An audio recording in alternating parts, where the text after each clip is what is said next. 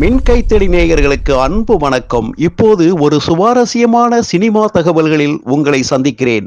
முன்சியா என்ற திகில் இந்தி படம் பற்றி இப்போது பார்க்கலாம். காதல் என்பது இரு மனங்களின் இணைவு. அதில் யாரேனும் ஒருவர் மட்டும் உனக்கும் சேர்த்து நானே காதல் கொண்டேன் என்று ஒருதலை காதலில் மூழ்குவதை ஒப்புக்கொள்ள முடியாது. அதோடு விட்டுவிடாமல் அதில் மூழ்கி முத்தெடுக்கவும் சிலர் விரும்புவார்கள். காதலின் பெயரில் பல கொடுமைகள் அவர்களால் தான் அரங்கேறுகின்றன. அதனை பேய் பிசாசுகள் நிகழ்த்தினால் என்னவாகும் என்பதை 1000 ஜென்மங்கள், பிள்ளை நிலா உட்பட பல தமிழ் படங்களில் நாம் பார்த்து வந்திருக்கிறோம். அவற்றிலிருந்து சற்றே வேறுபட்டு நம்மை பயத்தில் இருக்கையை பிராண்டச் செய்கிறது முன்ஷியா என்ற இந்தி திரைப்படம். முன்ஷியா என்றால் பிரம்ம ராட்சசன் என்று அர்த்தம். பிரம்ம ராக்கதன் என்றும் இது தமிழில் குறிப்பிடப்படுகிறது. இளம் வயதில் தீய செயல்களில் ஈடுபடும் வேதியர் அந்த நிலையை எட்டுவதாக புராணங்களில் குறிப்பிடப்பட்டுள்ளது. அந்த புனைவை அடிப்படையாக கொண்டு முன்ஷியா திரைப்படம் உருவாக்கப்பட்டுள்ளது. யோகேஷ் சந்தேகரின் கதையை அடிப்படையாக கொண்டு நிரேன் பட் திரைக்கதை வசனம் எழுதியுள்ள இப்படத்தினை ஆதித்யா சர்போத்கர் இயக்கியுள்ளார். ஸ்திரீ படத்தின் தயாரிப்பாளர்களான தினேஷ் விஜன், அமர் கௌசிக் இதனை தயாரித்துள்ளனர். சரி, இந்த படத்தின் சிறப்பம்சம் பற்றி பார்க்கலாம். கொங்கன் மண்டலத்தை ஒட்டிய மகாராஷ்டிராவை சேர்ந்த கடலோர எல்லை பகுதி. அங்கு கோட்யா எனும் சிறுவன் பெற்றோருடன் வாழ்ந்து வருகிறார். பக்கத்து வீட்டில் வசிக்கும் முன்னி என்ற சிறுமி மீது அவருக்கு காதல். ஆனால் அவரை விட வயதில் மூத்த அந்த பெண்ணுக்கு சிறு வயதில் திருமணம் நடத்த ஏற்பாடாகிறது.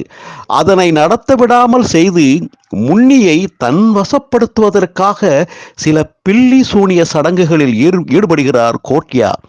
அதன் பிறகு அவர் உயிரிழக்கிறார்.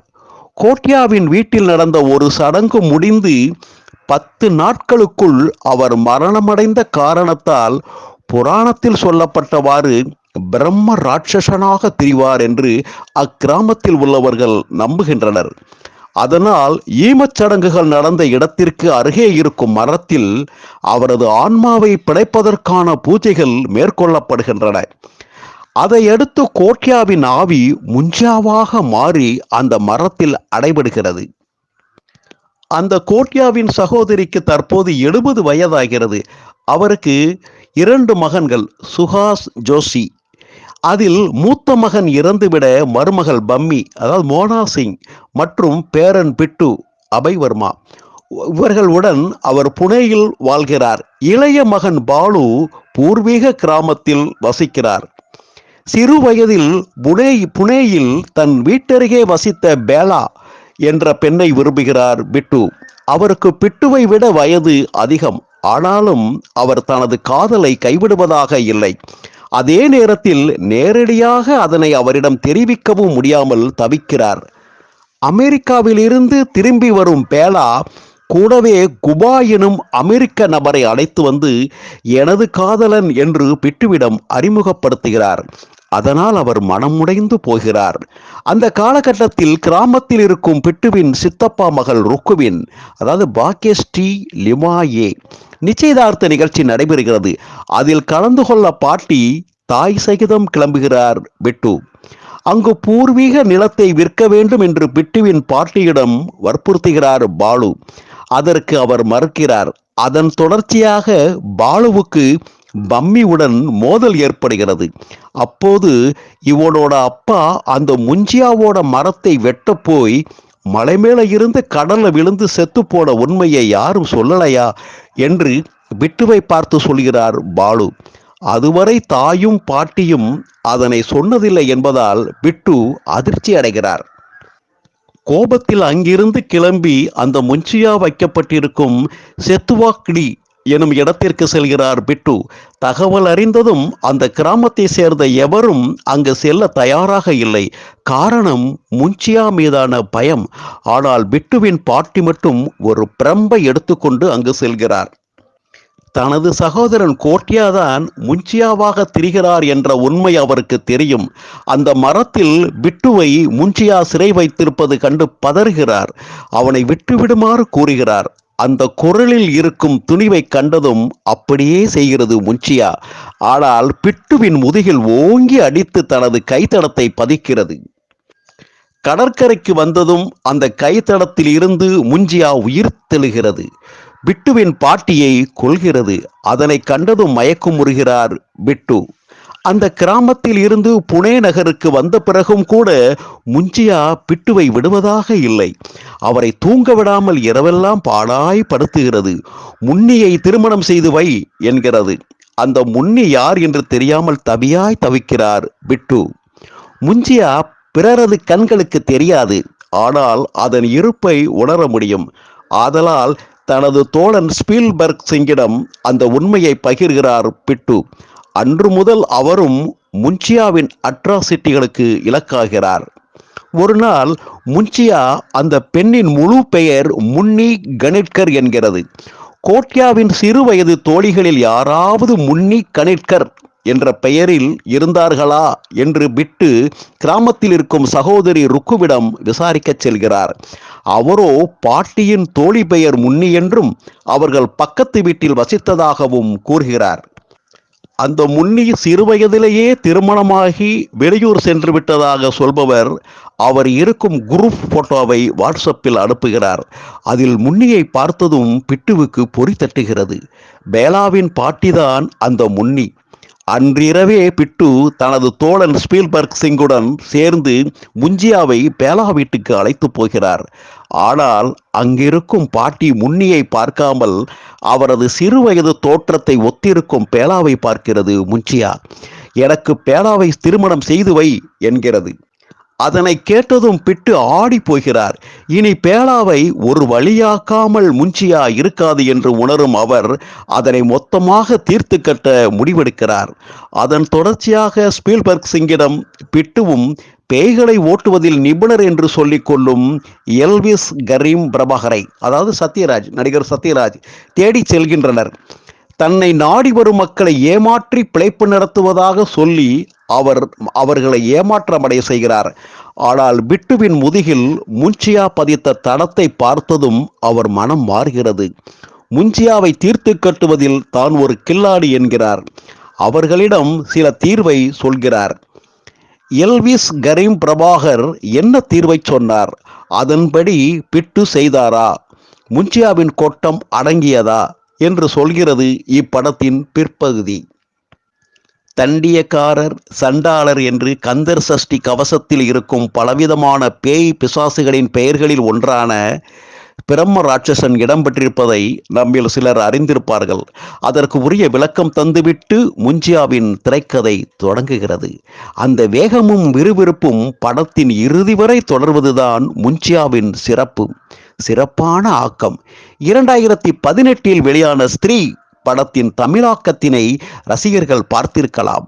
அந்த படத்தில் ஒரு நூற்றாண்டுக்கும் மேலாக தன்னையும் தனது காதலனையும் அவமானப்படுத்தி கொன்ற கிராம மக்களை, அவரது வம்சாவளியினரை குறிப்பிட்ட ஒரு விழாக்காலத்தில் ஒரு பெண் பேய் நிர்வாணமாக்கி கடத்தி செல்வதாக சொல்லப்பட்டிருக்கும். பாலியல் தொழில் செய்து வந்த ஒரு பெண்ணின் மகனால் அந்த பேய் குறித்த கற்பிதங்கள் பொய்யாக்கப்பட்டு பின்னர் அதையே தெய்வமாக அக்கிராமத்து மக்கள் வழிபடுவதாக அப்படம் முடிவடையும். ஒரு பேய் படத்தில் கூட பெண்ணியத்தை சிறிதும் சிந்தாமல் சிதறாமல் மிக சரியான வகையில் சொல்ல முடியும் என்பதை காட்டிய படம் ஸ்திரீ. அந்த வகையில் காதலில் பரஸ்பர சம்மதம் முக்கியம் என்பதை சொல்கிறது முன்சியா. அதனை வசனமாக குறிப்பிடாமல் ஒரு சிலரது வாழ்வின் வழியே சொன்ன விதத்தில் வேறுபடுகிறது முன்சியா. இந்த கதையில் பலகாலமாக தனது காதல் குறித்த வேட்கையுடன் தன்னை சிறை வைத்த இடத்தில் இருக்கிறது முன்சியா. அங்கு வருபவர்களை எல்லாம் கொன்று குவிக்கிறது. அதிலிருந்து விடுபட வழியொன்று அமைந்தவுடன் தான் சார்ந்த குடும்பத்தில் பிறந்த பிட்டுவை பாடாப்படுத்துகிறது. அதிலிருந்து விடுபட வழியொன்று அமைந்தவுடன் தான் சார்ந்த குடும்பத்தில் பிறந்த பிட்டுவை பாடாய்படுத்துகிறது. அந்த அனுபவத்தை கடந்து வந்த பிறகே காதல் என்ற பெயரில் பேலாவை தொந்தரவு செய்யக்கூடாது என்ற முடிவுக்கு வருகிறார் பிட்டு. இதுதான் இப்படத்தின் கிளைமேக்ஸ். இது ஸ்பாய்லர் என்று யாரும் அலற வேண்டாம். அதுபோன்ற வித்தியாசமான சிந்தனைகளே முன்ஷியாவை வெறுமனே ஒரு பேய் படமாக கருதவிடாமல் தடுக்கிறது. யோகேஷ் சந்தேகர், நிரேன் பட், ஆதித்ய சர்போத்கரின் ஒட்டுமொத்த உழைப்பில் இந்த முன்ஷியா திரையில் உயிர் பெற்றிருக்கிறது.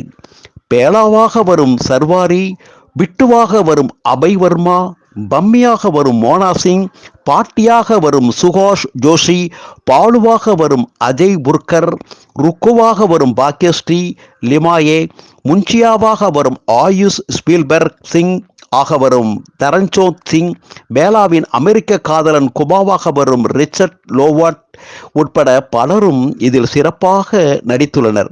நம்மூர் சத்யராஜ் இதில் பேயோட்டும் எல்விஸ் கரீம் பிரபாராக நடித்துள்ளார். தமிழில் இப்படிப்பட்ட வேடங்களை தவிர்ப்பவர் இந்தியில் மட்டும் தலைகாட்டியது ஏனோ தெரியவில்லை. பேடியா எனும் இந்தி படத்தில் நடித்த வருண் தவான், அபிஷேக் பானர்ஜியும் கூட இதன் செகண்ட் கிளைமாக்ஸில் தோன்றியுள்ளனர். அந்த படத்தை காணாத காரணத்தால் அதன் கதைக்கும் முன்ஷியாவுக்கும் அவர்கள் முடிச்சு போடுகின்றனர் என்பதை மட்டும் புரிந்து கொள்ள முடிகிறது. இவர்களோடு இந்திர விழாவில் நடித்த ஸ்ருதி மராதேவும் இப்படத்தில் தோன்றியிருக்கிறார். முன்ஷியாவின் பாயிண்ட் ஆஃப் வியூவில் காட்டப்படும் ஷாட்களில் சௌரவ் கோஸ்வாமியின் ஒளிப்பதிவு படுவேகத்தை எட்டுகிறது. கதையின் கிளாசிக் தன்மையை புரிந்து கொண்டு காட்சிகளை அடுக்கியிருக்கிறார் படத்தொகுப்பாளர் மோனிஷா பால்டவா. திரைக்கதையை மேலும் விறுவிறுப்பாக உணர வைக்கும் வகையில் பின்னணி இசை தந்திருக்கிறார் இசையமைப்பாளர் ஜஸ்டின் வர்கீஸ். சச்சின் ஜிகர் இசையில் எண்ட் கிரெடிட்டில் சர்வாரி ஹெட்ட ஆட்டம் போடும் பாடல் சட்டென ஈர்க்கிறது. இன்னும் DI VFX, sound effects, costume design உட்பட பல தொழில்நுட்பங்களை பற்றி விலாவாரியாக பேசும் அளவிற்கு அவற்றின் பங்களிப்பு இப்படத்தில் கலந்துள்ளது. சுருக்கமாக சொன்னால் இப்படம் சிறப்பான ஆக்கத்தை கொண்டுள்ளது. வெறுமனே பேய்ப்படம் என்று சொல்லி ஒளி வடிவமைப்பையும் விஎஃப்களையும் வைத்துக்கொண்டு ஜல்லி அடிக்காமல் அக்கதையை நியாயப்படுத்துகிற வகையிலான பின்னணியை கொண்டிருக்கும் விதத்தில் வேறுபடுகிறது இந்த முன்ஷியா. பீல்குட் படங்களில் இருந்து பெரும் அனுபவத்தை ஒரு பேய் படத்தில் இருந்தும் நாம் பெற வேண்டுமானால் அதில் சமகால சமூகம் சார்ந்த விஷயங்கள் பேசப்பட்டிருக்க வேண்டும்.